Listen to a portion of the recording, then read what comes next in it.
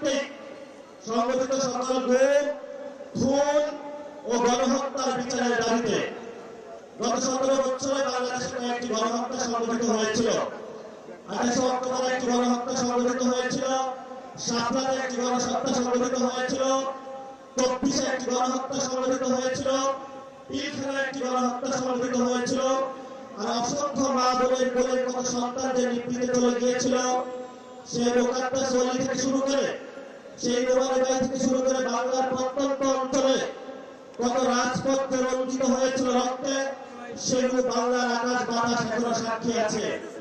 কয়েকদিন আগে প্রধানমন্ত্রী একটি বক্তব্য দিয়েছিলেন যে আমার যে মেরুদণ্ডটা ভাঙা হয়েছিল, আমি যদি প্রতিশোধ নেই তাহলে কি আমার মেরুদণ্ড ফেরত পাবো কিনা, তিনি এই বক্তব্যটা রেখেছিলেন। আমি সবিনয়ে মাননীয় প্রধানমন্ত্রীর কাছে জানাতে চাই, এই যে এখানে এতগুলো মানুষ উপস্থিত হয়েছে, যাদেরকে অন্ধকার প্রকোষ্ঠে রাখা হয়েছিল, যাদের বাপকে হলো থানায়, জেলা, পুরো বাংলাদেশের বিভিন্ন কারাগারে ঢুকানো হয়েছিল, এই মানুষগুলো প্রতিশোধ চায় না, কিন্তু আমরা বিচারে বিশ্বাসী।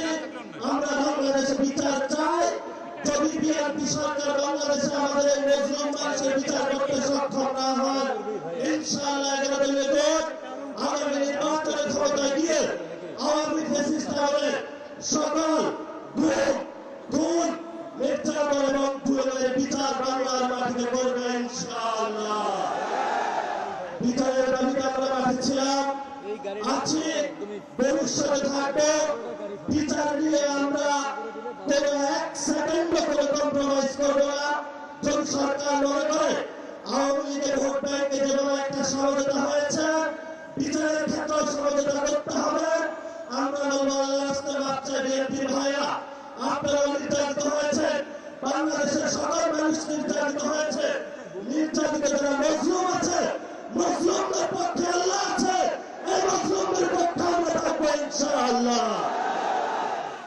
লাস্ট যে কথাটা, এই যে ইলেকশন হয়েছে, আমি যেমন বলেছেন, যদি সেই ইলেকশনের রেজাল্ট মেনে না হতো তাহলে বাংলাদেশে একটা গৃহযুদ্ধ হতো। আমরা বাংলাদেশে একটা গৃহযুদ্ধ চাইনি বলে এই পর্যন্ত আমরা শান্তি এবং শৃঙ্খলার সাথে রয়েছি। নির্বাচন কমিশনে যে কমিশনারগণ নিয়োগ হয়েছিলেন, সেই প্রস্তাবনা আমাদের কাছে এসেছিল, বলেছিল ভাগ বর্ণনা করে অমুক অমুক ব্যক্তিকে বসাতে হবে। সেই সময় আল্লাহর সহায়তার কারণে এইসব গোপন সংলাপ আলোচনায় আমরা রাজি হইলেন। বিএনপির অনেক কমিশনার বসানো হয়েছে, বিভিন্ন বিভ্রান্ত আর্মি পার্সনকে সেখানে বসানো হয়েছে, তারা নির্বাচন হলো ইঞ্জিনিয়ারিং করেছে।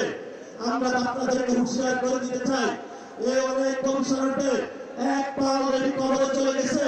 এই অবস্থায় আপনারা যদি বাংলাদেশের মানুষের সাথে গাদ্দারি করেন, প্রতারণা করেন, লোকাল গভর্নমেন্টে যদি আবার বাংলাদেশে কোনো ইঞ্জিনিয়ারিং এর ব্যবস্থা করা হয়, বাংলার রাজপথ প্রত্যন্ত হয়ে উঠবে, আগুনে তপ্ত উঠবে ইনশাআল্লাহ।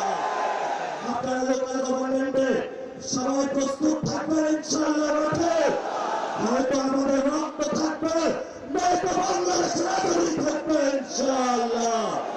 আমরা ইনশাআল্লাহ যারা নেতৃবৃন্দ এখানে আছেন, তাদের নেতৃত্বে বাংলাদেশের মানুষের পক্ষ হয়ে একটি সুষ্ঠু গণতান্ত্রিক প্রক্রিয়ার মধ্য দিয়ে এগিয়ে যাব। এটাই বাংলাদেশ, এটাই হুসাইনের বাংলাদেশ, এটাই হলো শহীদ মুক্তের বাংলাদেশ, এটাই হলো শহীদ ওয়াসিমের বাংলাদেশ।